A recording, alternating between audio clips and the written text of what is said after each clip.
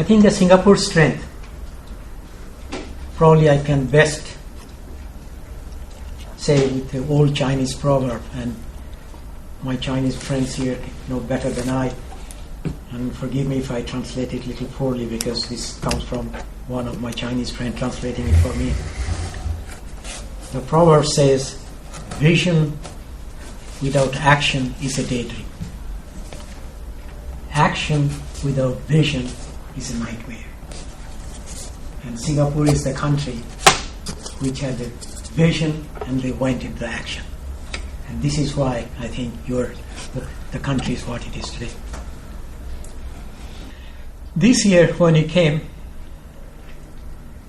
the thing that surprised me, baffled me, is Singapore's preoccupation with floods. Baffled me. What even surprised me even more, you have a university here supposed to be one of the world's best, National University of Singapore. You have N2U, you have other experts, there are water experts. Why none of the academics ever stood up and said, hey, floods is not a problem. Look in the overall context.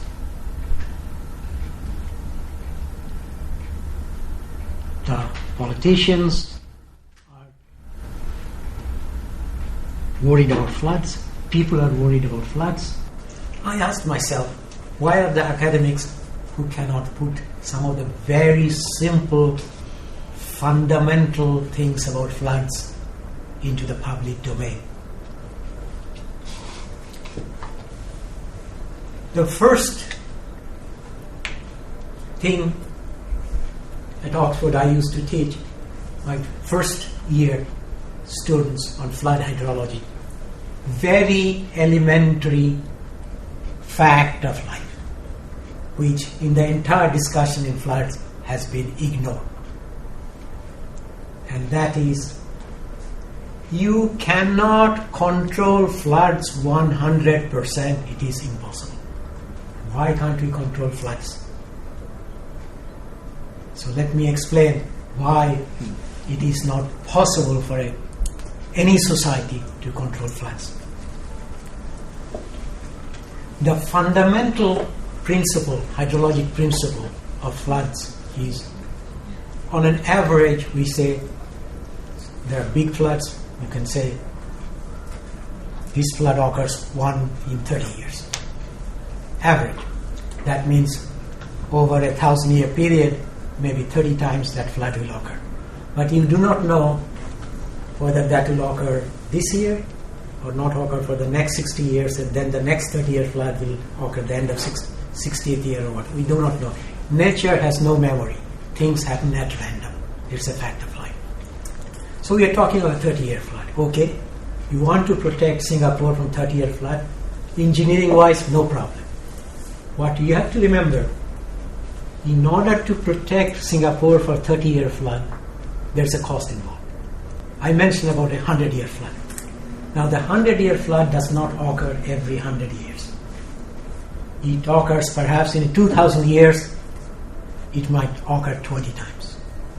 Theoretically, and it has happened, 100-year flood you might see the next 5 years, each year, but you never see for the next 6, 7, 800 years. It has happened. The nature is completely uncertain. Now, why are we so hung up about floods? What is the problem? The first flood in Orchard Road about 2 years ago, I think it was 2 years ago, has nothing to do with the hydrology or a bad flood. It was pure bad design of some of the shopping centers. I do not understand how it was possible for us. I understand it was Lucky Plaza or something which got flooded. How they could not spend a few $1,000s to build some protection, because remember, water always flows downhill. If the water goes above the berm for some reason, It has no other place to flow except downhill.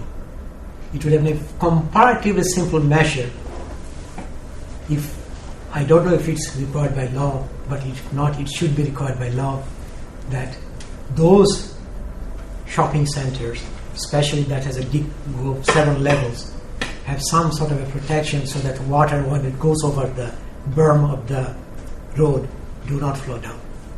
PUB, if I look at PUB objectively, as Cecilia said, its water supply and wastewater is one of the best. I'll tell you bluntly, and I'll challenge anybody in the world who will contradict me. I'll also say PUB's flood management is one of the best in the world. One of the best in the world. You tell me it is not, I'll challenge you where it is better. So they are a technical agency. If you want them to plan for 200-year flood, I have no doubt they will do it, but there will be cost associated with it. The question is, are you willing to spend those enormous amount of money so that your feet of a few people do not get wet? But Singapore has a real problem which nobody is talking about, including the media. Nothing to do with floods. It's a reverse of flood. Droughts. And we know for sure, just like day follows night, flood will be followed by droughts. Will it start next year? I don't know. Will it start 2 years' time? I don't know. But for sure, all over the world, and when we know 100% after a flooding period, it will go away, you will have droughts. Now, what are the problems? Next year, Singapore will have 30% water from new water. From next year, that's 2030, 30% new water. Sounds very good. But new water, remember, is wastewater. You must have the first drop of water in order to produce wastewater so they can be cleaned up and made new water. If you have a drought, more than half the water now still comes from Malaysia. If you don't have enough water in your supply chain to start with, you cannot produce new water.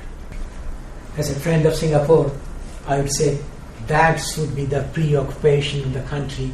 How do we manage in the area of drought, which will affect everybody in Singapore, not this flood now in 65 hectares of a limited amount for 30 minutes, limited people for 30 minutes. It will affect everybody, the industry, the individual, for as long as the drought lasts 5 to 7 years.